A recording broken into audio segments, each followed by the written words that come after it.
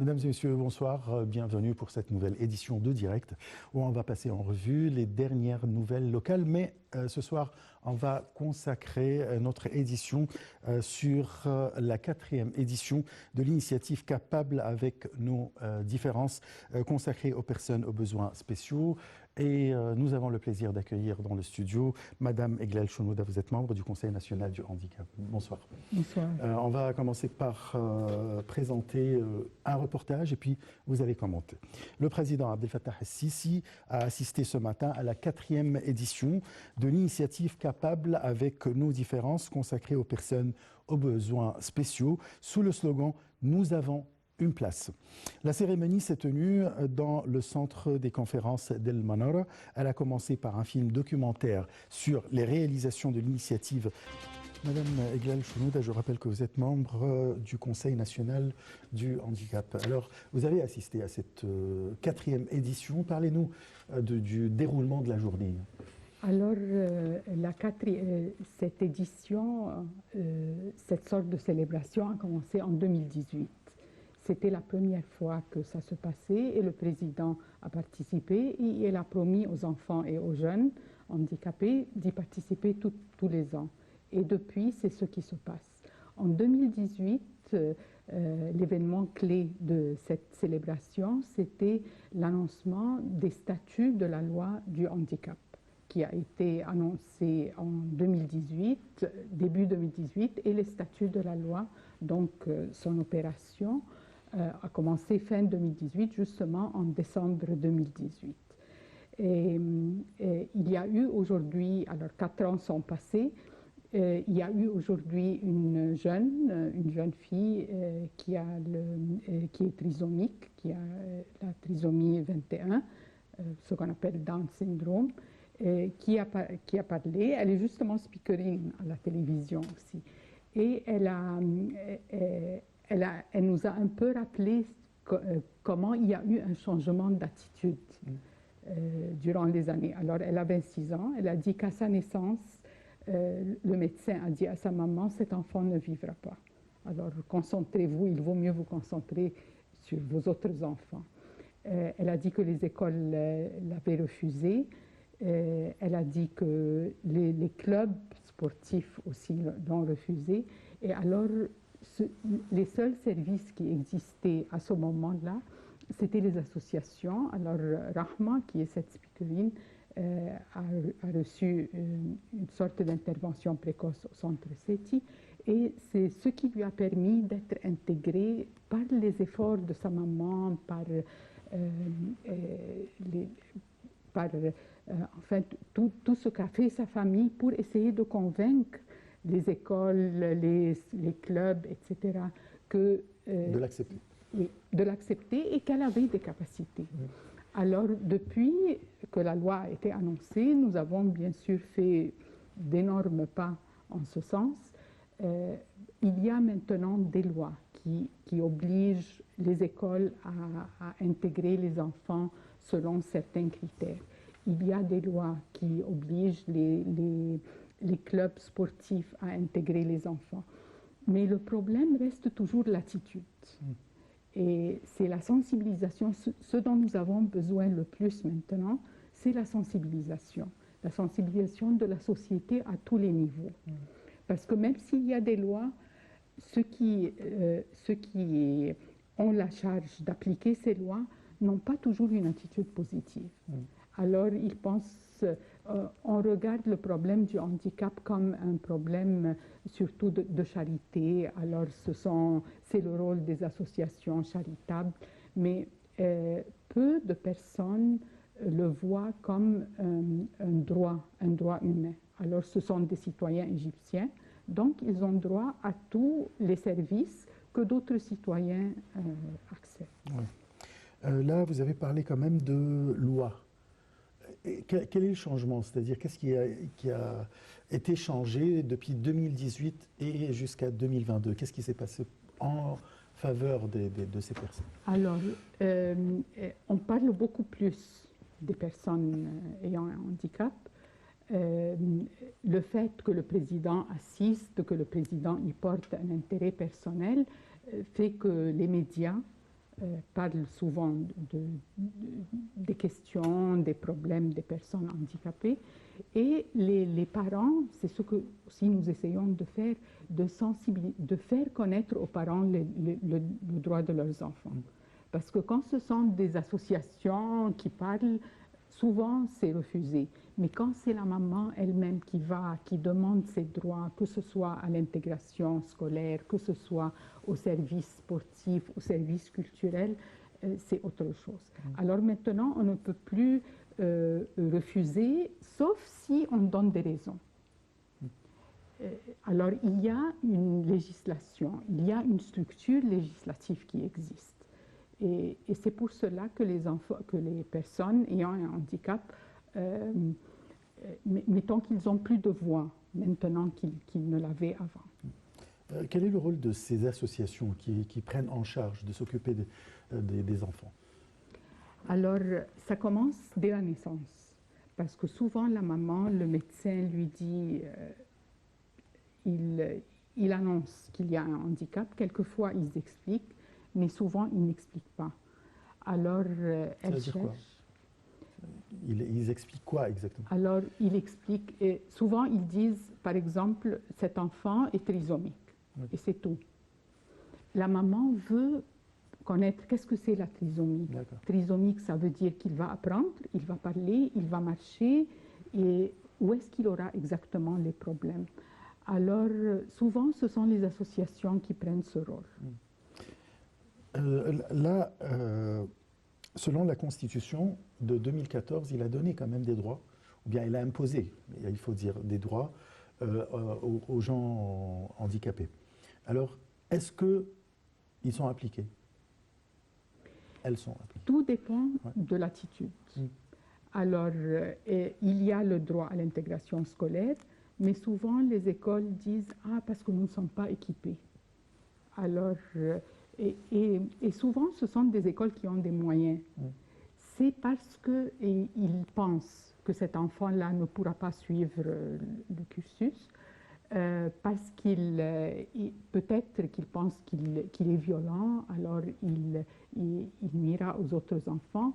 Peut-être aussi, surtout quand ce sont des écoles privées, ils ont peur, disons, de perdre des clients.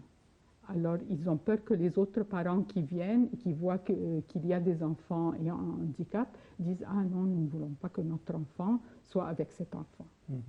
Parce qu'il y a peu de sensibilisation, alors ils croient peut-être que c'est contagieux ou bien qu'il sera violent envers leur enfant. Et les écoles disent « Ah, mais qu'est-ce qu'il fera le maître? Alors, est-ce qu'il va s'occuper de cet enfant ou bien il va s'occuper du reste de la classe ?» Mais ce qu'ils ne comprennent pas, c'est que l'inclusion scolaire est une clé pour améliorer l'enseignement en général. Parce que lorsque le professeur sait s'adresser aux différentes capacités qu'il a en classe, et même s'il n'y a pas de handicap, chaque enfant est différent. Alors, le niveau de la classe lui-même s'améliore. Quand on a suivi la cérémonie aujourd'hui, on a vu les enfants en train de... Bon, ils peuvent lire, ils peuvent chanter, ils jouent de la musique. D'où ils ont appris ces compétences? Mettons que c'est un peu cela quand nous parlons de la sensibilisation. Parce que la société ne voit que le handicap. Elle ne voit pas l'enfant. C'est un enfant. Premièrement, c'est un enfant. Avant tout, c'est un enfant qui a un handicap. Alors, si nous, comme société, nous savons lui fournir les adaptations nécessaires, il pourra parler, chanter, apprendre, travailler. Alors, nous avons des enfants qui ont un handicap intellectuel et c'est le handicap pour lequel l'attitude est la plus négative. Et pourtant, ils travaillent. Ils travaillent, ils font un bon travail, les employeurs sont contents, ils sont satisfaits et même ils nous demandent d'amener d'autres jeunes ayant un handicap intellectuel parce qu'ils disent qu'ils sont concentrés sur la tâche qu'ils doivent faire. Mais comment ils ont appris le métier ou bien les sciences en général? Puisque vous dites que les écoles ne l'acceptaient pas. Alors, c'est cela. Si l'école l'accepte, alors cet enfant, il trouvera les occasions de s'épanouir et de montrer toutes ses capacités. Alors, depuis 2007, il y a un décret d'inclusion scolaire. Bien sûr, la loi oui, l'a imposé avec plus de force, parce qu'une loi, c'est toujours plus important qu'un décret ministériel. Mais il y a aussi les écoles spécialisées qui acceptaient ces enfants. Oui.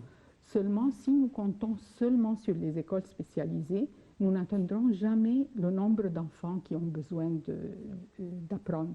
Parce que les écoles spécialisées, pourtant l'Égypte a commencé ce système dans les années 30. Mais jusqu'à maintenant, il y a peut-être 40 000 élèves ayant un handicap qui sont dans des écoles spécialisées. Alors que le nombre d'élèves dépasse, que le nombre d'enfants ayant un handicap dépasse les 2 à 3 millions. Alors, où sont le reste? Ils sont à la maison. Sauf si nous appliquons l'inclusion scolaire. Ça dépasse 3 millions, vous dites? Oui. Oui. Ah bon, c'est des statistiques. C'est des statistiques. D'accord. J'ai déjà assisté à l'Opéra du Caire, à une cérémonie avec des chants. C'était quand même comme une compétition internationale, avec des Chinois qui étaient là, des Français et des Égyptiens.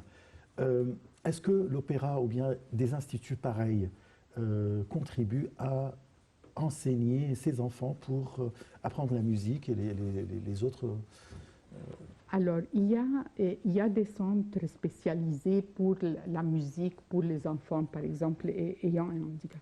Mais ce que nous demandons, c'est que ces enfants aient une place dans n'importe quelle activité culturelle. Que ce ne soit pas seulement pour eux, mais qu'ils participent avec les autres, qu'ils soient inclus avec les autres. C'est beaucoup moins coûteux et ça donne beaucoup plus de résultats. Et ça encourage leur intégration dans la société. Souvent, les gens qui partent, par exemple, en Europe, ils disent « Ah, il semble qu'en Europe, il y a plus de personnes handicapées. » Ce n'est pas qu'il y a plus de personnes, c'est qu'elles sont plus visibles. Parce qu'elles descendent plus, elles utilisent les moyens de transport, elles vont dans les écoles, et alors tout le monde les voit. Et quand les enfants qui n'ont pas de handicap les voient dès leur jeune âge, alors ils sont habitués, ils savent que c'est la réalité de la vie, que ça existe, et ils voient l'enfant derrière le handicap. Nous, notre problème, c'est que nous ne voyons que le handicap. Aujourd'hui, le président a demandé au ministre de la Jeunesse ainsi que la ministre de la Solidarité sociale de faire des facilités pour faciliter la vie aux gens avec un handicap. Là, qu'est-ce qui manque? Qu'est-ce qui manque pour faciliter leur vie vraiment? Ce qu'il a demandé, c'est ce qu'il y a dans la loi. Mais que nous sommes... Qui n'est pas appliqué. Oui, que nous sommes en retard à appliquer. Et justement, quand un des jeunes ayant un handicap intellectuel, comme on le disait dans le reportage, lui a dit imaginez-vous que je suis un champion sportif et que la faculté de sport me refuse. Elle refuse que je me joins à la faculté. Et la faculté de communication me refuse. Pourtant, moi, je veux être un présentateur de programmes de sport. C'est dans la loi. Mais il y a toujours une peur de s'ouvrir, d'intégrer. Et le président a bien sûr dit, non, je ne suis pas du tout contente de cela, mais il faut que ce soit, il faut qu'il y ait des statuts, des procédures, et que ce ne soit pas une exception. Ce qu'il voulait dire, c'est que je peux demander au ministère de l'Éducation de faire une exception, mais je ne veux pas faire d'exception. Il faut qu'il y ait des procédures pour tout le monde. Une autre jeune qui a un handicap auditif lui a dit nous voulons l'accessibilité. C'est ce qui manque, l'accessibilité. Nous voulons, elle a parlé surtout des moyens de transport. Elle a dit nous voulons que les moyens de transport soient accessibles pour tous les handicaps, un handicap visuel, un handicap auditif, un handicap moteur. Alors c'est la moindre, c'est le moindre des droits qu'ils peuvent bouger. Et les bâtiments partout, c'est-à-dire... Ouais. Bon, je vais passer à notre deuxième reportage. Il s'agit au cours de la cérémonie de la 4e édition de l'initiative Capable avec nos différences. Le ministre de la Jeunesse et des Sports, Achraf Souhri, a déclaré que l'État accorde un grand intérêt à la participation des jeunes à la nouvelle République.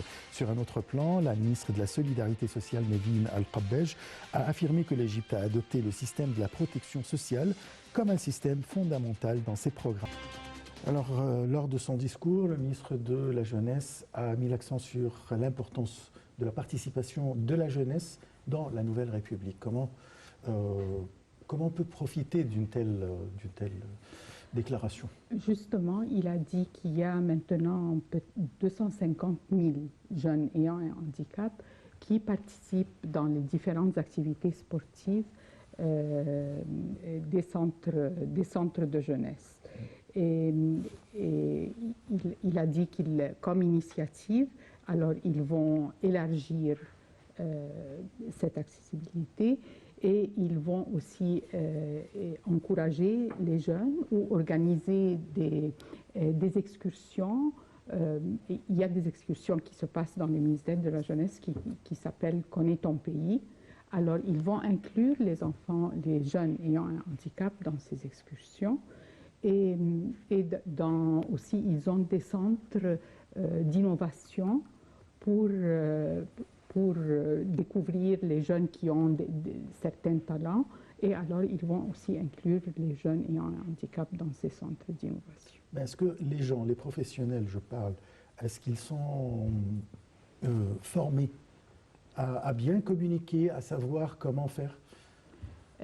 Ça aussi, à côté de la sensibilisation, ça aussi c'est un grand problème.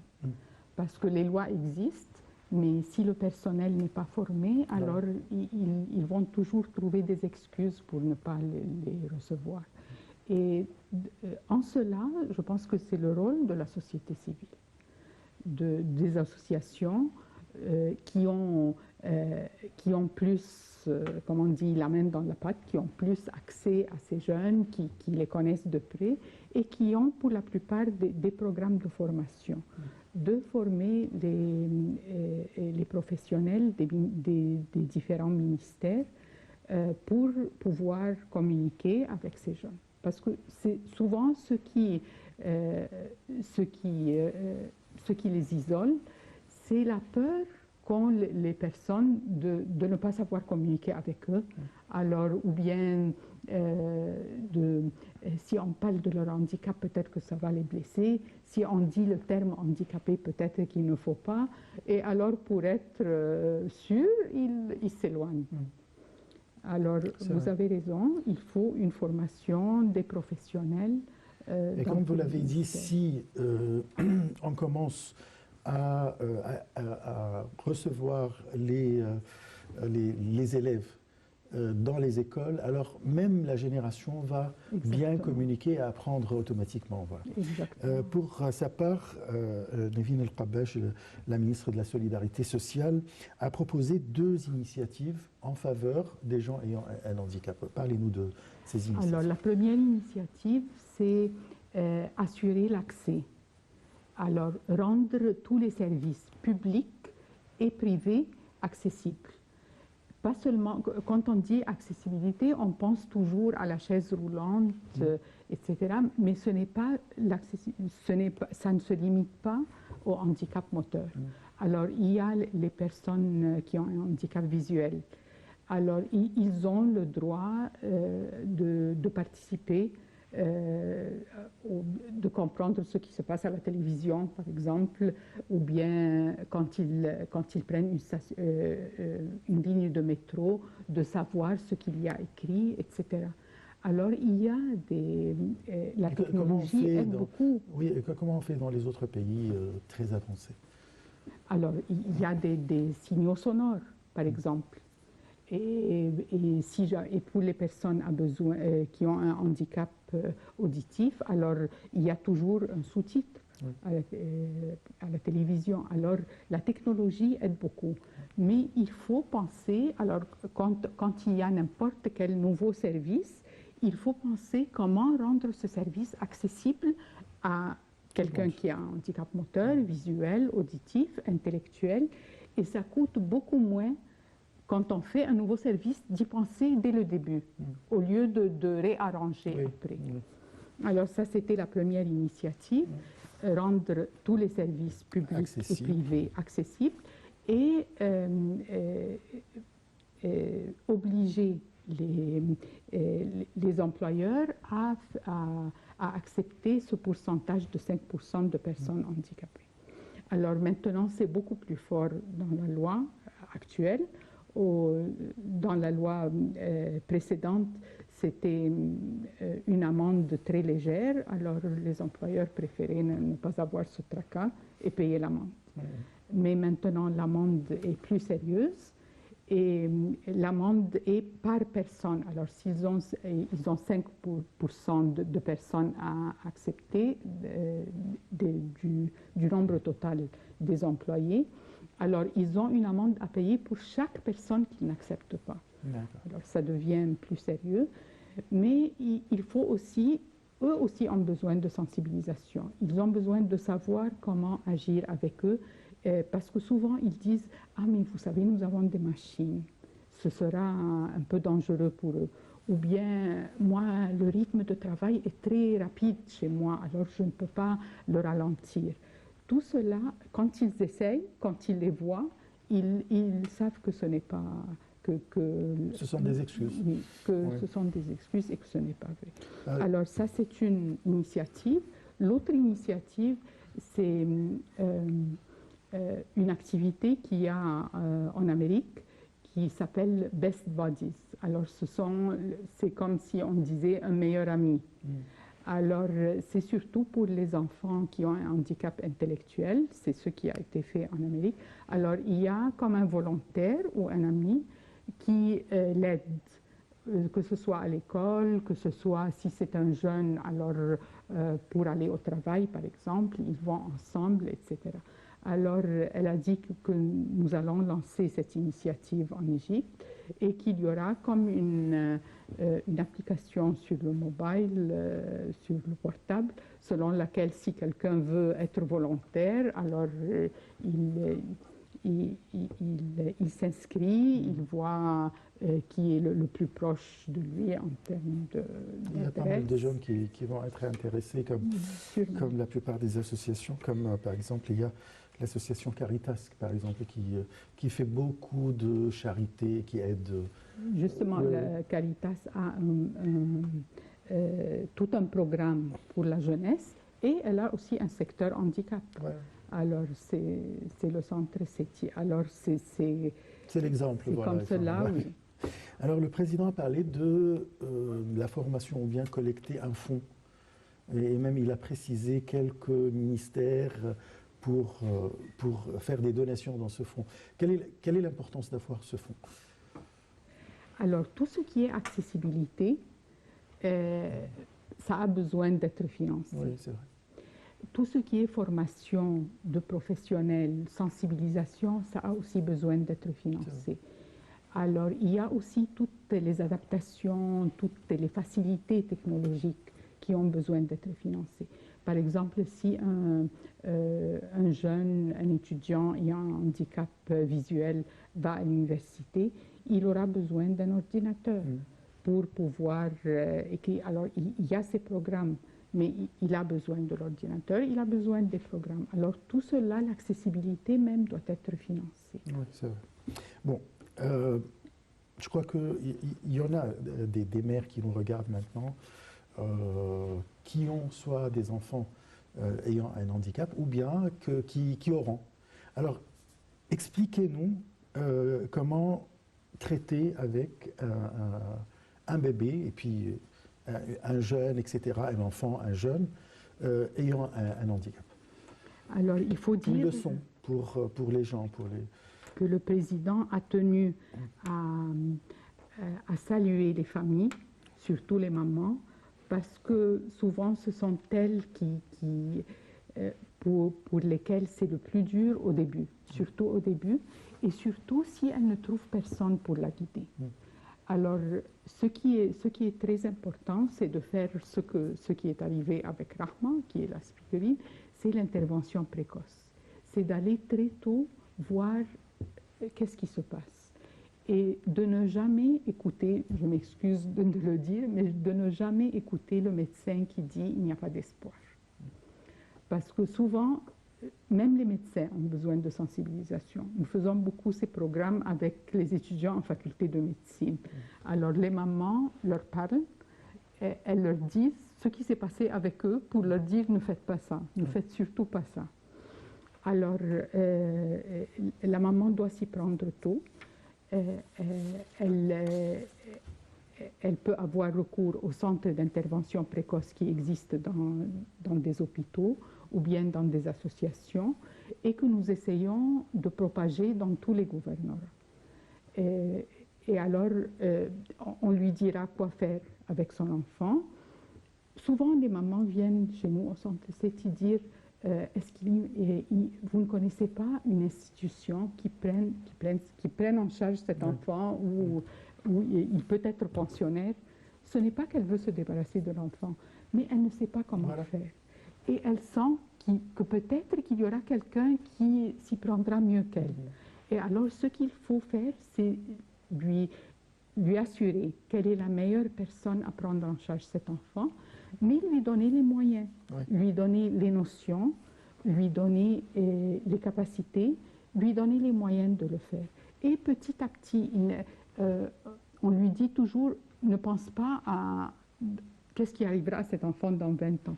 Pense à demain, pense à aujourd'hui. Qu'est-ce que cet enfant peut faire aujourd'hui?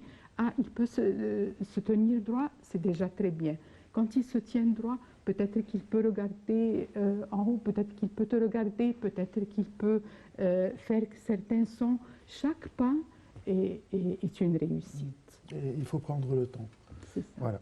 Bon, je vais passer à notre dernier reportage. Sous la direction du président Abdel Fattah el-Sisi, l'Égypte a réalisé de nombreuses victoires en faveur des personnes ayant des besoins spéciaux qui ont été variées entre des initiatives présidentielles et gouvernementales afin de les soutenir.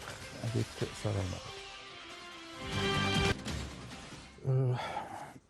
Madame Eglal Chounouda, alors je rappelle que vous êtes membre du Conseil national du handicap. Là, on voit que depuis l'accès au pouvoir du président Abdel Fattah el-Sisi, que l'une de ses priorités, ou bien il s'intéresse beaucoup à cette question, à ce dossier. Là, l'inauguration d'un centre de réadaptation pour les jeunes ayant un handicap. Quelle est l'importance de ce centre et de quoi il s'agit? Alors, disons que ça peut être un centre modèle, mais comme c'est dans la cité du Ramadan, c'est un peu... ça va servir les personnes qui vivent aux alentours. Ce que nous voulons, c'est qu'il y ait des petits centres, mais partout en Égypte, dans les petites villes, dans les hôpitaux gouvernementaux, pour qu'il y ait accès à un plus grand nombre. Ce centre, c'est, comme on dit en anglais, state of the art. Alors, c'est ce qu'il y a de plus récent, de meilleur, et c'est très bien de l'avoir comme modèle. Mais ce n'est pas assez. Alors, il faut des petits centres qui n'ont pas besoin de tellement, qui ne sont pas tellement coûteux à établir, mais qui soient propagés dans toute l'Égypte. Peut-être je suis un peu ignorant, mais c'est quoi un centre de réadaptation? Alors, ce centre-là, il proposait tous les services qui peuvent être utiles à une personne et à un enfant ayant un handicap intellectuel, un handicap moteur, un retard, ayant un handicap tel que l'autisme, par exemple. Alors, il y a intervention précoce, il y a des salles de réhabilitation motrice, des salles psychomotrices, des salles d'intégration sensorielle, etc. Alors, ce sont des services qui sont très élaborés, mais disons que l'Organisation mondiale de la santé a dit que 85% des services dont la personne handicapée a besoin peut être délivré dans les communautés. On n'a pas besoin de services très élaborés. Il n'y a que 15% des services qui doivent être assez élaborés. Alors commençons par ces services-là, commençons par propager ces services-là qui amélioreront beaucoup la qualité de vie des personnes handicapées et de leurs familles. Comment découvrir le talent d'un enfant handicapé? Comment on découvre le talent de n'importe quel enfant? Alors, on lui donne l'occasion de s'exprimer. Comment est-ce que les autres mères font? Elles amènent l'enfant au club pour faire du sport parce que peut-être qu'il aura un talent de ce côté. À l'opéra ou bien à des leçons de musique parce que peut-être qu'il aura un talent de ce côté. Peut-être l'enfant, il peut s'exprimer sur ce point et que j'ai envie de faire tel ou bien. Mais est-ce que l'enfant avec un handicap, il va exprimer sa volonté? Souvent, on pense que le handicap, c'est comme c'est un panier où toutes les personnes handicapées entrent. Mais elles sont différentes. C'est ça. Un enfant qui a un handicap visuel, rien ne l'empêche de s'exprimer. Alors, et les mamans comprennent bien leurs enfants. Si c'est un enfant qui a un handicap intellectuel, qui a un problème pour le langage, les mamans le comprennent et l'enfant aussi, il sait comment s'exprimer. Si ce n'est pas par la parole, par d'autres choses, par son comportement. Durant les conférences des jeunes, il y a eu le dialogue des jeunes en général avec la participation des jeunes ayant un handicap. De quoi on a parlé? Comment ils ont participé? Avec des idées, je ne sais pas. Oui, c'était surtout comme le slogan d'aujourd'hui, nous avons une place, donnez-nous notre place. Alors, nous sommes des jeunes comme vous êtes des jeunes. Nous avons vos mêmes préoccupations. Seulement, nous ne trouvons pas notre place.